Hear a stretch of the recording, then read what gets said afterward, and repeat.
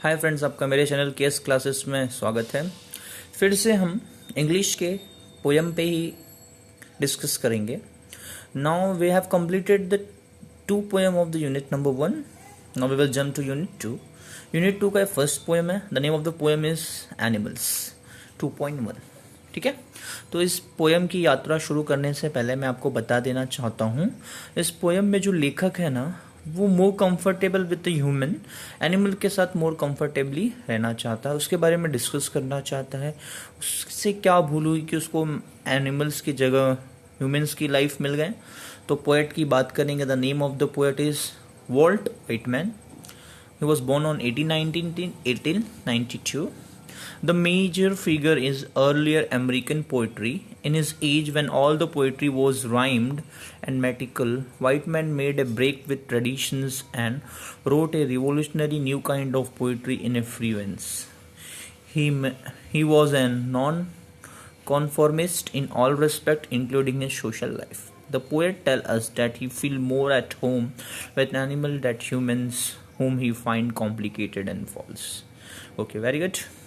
पहले ना जो भी पोएम्स होते थे ना, आप देख सकते हो राइम्ड, मीन्स पोएम की जो ऊपर लाइन के लास्ट के वर्ड पोएम की दूसरी लाइन या तीसरी लाइन के लास्ट वर्ड से मैच खाते थे, राइम्ड होते थे। बट वो इन्होंने जो पोएम लिखा ना, टोटली फ्री वर्ड्स थे।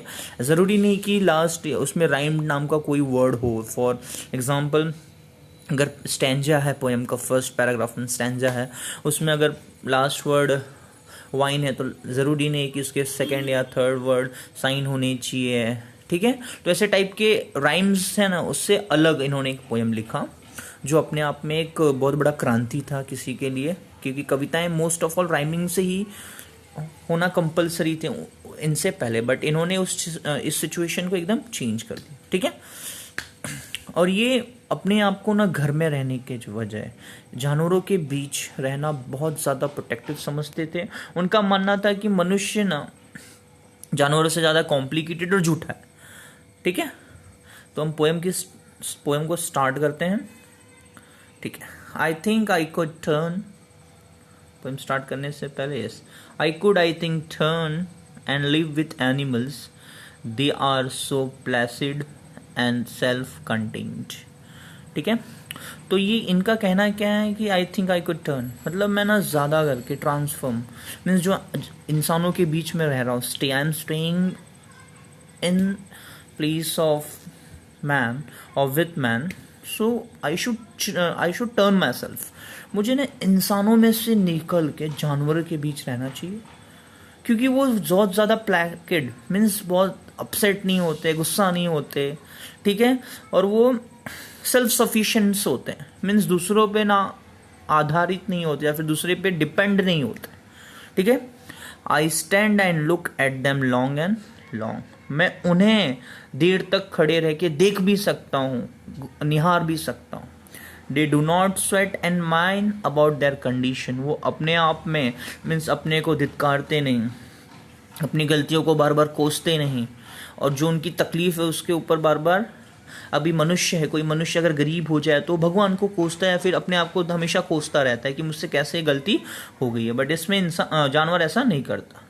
दे do not lie awake in the dark and weep for their since, वो अंधेरों में, मीन्स आप कह सकते हो अंधेरों में उन्होंने झूठ बोलने या फिर जागने की आदत नहीं है। कुछ इंसान होते हैं, अगर उन्हें नींद नहीं आती तो या फिर रोने लगते हैं या फिर कुछ गलतियां हो जाती है तो they like to stay in dark, but जानवरों के साथ ऐसा कुछ नहीं है। And we for then sins, और अपने पापों के लिए प्रायश्चित नहीं करते हमेशा। ठीक है, गलती हो गई तो हो गई ना, हम इन्हें सुधारेंगे। बट इंसान तो अपोजिट है, जब उनसे मिस्टेक हो जाता है तो उसी में अपना टाइम वेस्ट करता है कि मुझसे कैसे मिस्टेक हो गया, अरे यार मिस्टेक हो गया, come on get up, you have another chance in your life. But इंसान के साथ ऐसा नहीं है, हमेशा अपनी गलतियों पे कोसेगा अपने आप को। ठीक है, they do not make me sick discussing that duty to God, और वो मुझे बीमार नहीं करेंगे बार बार उसी चीज़ को, अपने प्रति भगवान की जो कर्तव्य है उसको ले लेके जानवर कभी नहीं रोता, इंसान ही रोता है। ठीक है, not one is dissatisfied and no one is demented with the mania of owning things. yes, यहाँ पे कोई भी ना डिससेटिस्फाई, कोई भी ना, मतलब आप कह सकते हो जो संतुष्ट है, जो जिसके पास है उसी में वो संतुष्ट है। असंतुष्ट कोई नहीं है। असंतोष नाम की चीज किसी में कोई चीज़ ही नहीं है, और कोई यहाँ पे पागल नहीं है, ठीक है। And scan of owning thing, और किसी को कोई चीज़ की जिज्ञासा नहीं कि मुझे ये चाहिए, मुझे वो चाहिए, मुझे ये चाहिए। जिसमें जो है इसके पास, उसी में वो खुश है, ठीक है।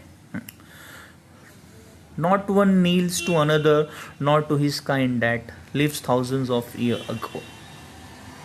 आप कह सकते हो यहाँ पे लोग किसी एक दूसरे की बुराई नहीं करते, फिर एक दूसरे के प्रति दयालुपन, ऐसा नहीं कि लोग ना दयालु, जो उनकी बोलते ना, अगर आप किसी इंसान के प्रति अपनी दयालुता दिखाओगे तो आपको शायद लंबा समय तक जीने का वरदान हो, ऐसा लोग कहते हैं, ठीक है। आप जितने पुण्य करोगे तो आपकी लाइफ बढ़ेगी, बट इन जानवरों में ऐसा कुछ नहीं है, ठीक है। Not one is respectable for unhappy over the whole earth.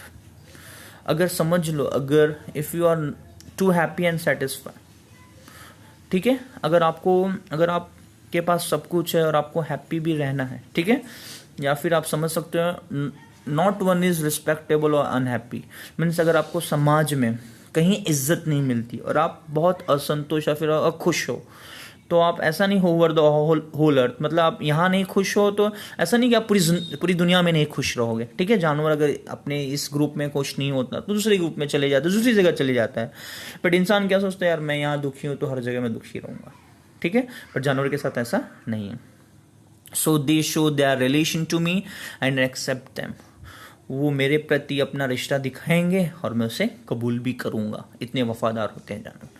They bring me token for myself, the events they plan in their possession, ठीक है।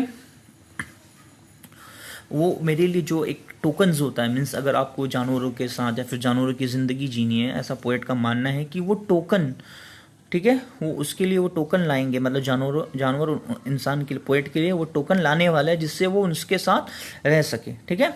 हाँ, फिर I wondered they where get those token, ठीक है, और उनको वो टोकन भी मिल चुका था, जानवरों को टोकन मिल चुका था और उसने पोएट को भी दे दिया था। Did I pass the way huge time ago and negligence drop them, लेकिन मैं उस लाइन को, उस कतार को बहुत पहले ही छोड़ चुका हूँ, अनदेखा कर दिया हूँ, मार्ग भटक गया हूँ, इसलिए आज मैं उनके साथ नहीं, ठीक है। तो लास्ट वाली लाइन में आप देख सकते हो पोएम पछता रहा है, उसके कुछ मिस्टेक हो गई जिसकी वजह से आज वो जानवरों के साथ नहीं है। आई थिंक आपको होल पोएम समझ गया होगा, ठीक है। अगर कोई भी डाउट होगा तो आप मुझे कमेंट करके पूछ सकते हो, ठीक है। Very important poem for exam point of view, आप इसको चाहिए तो आप इसके प्रैक्टिस कर सकते हो, क्वेश्चन आंसर्स जो भी रहेंगे, ठीक है। कुछ भी डाउट रहेगा तो आप मुझे एनी टाइम कमेंट में कमेंट करके पूछ सकते हो। Thank you everyone.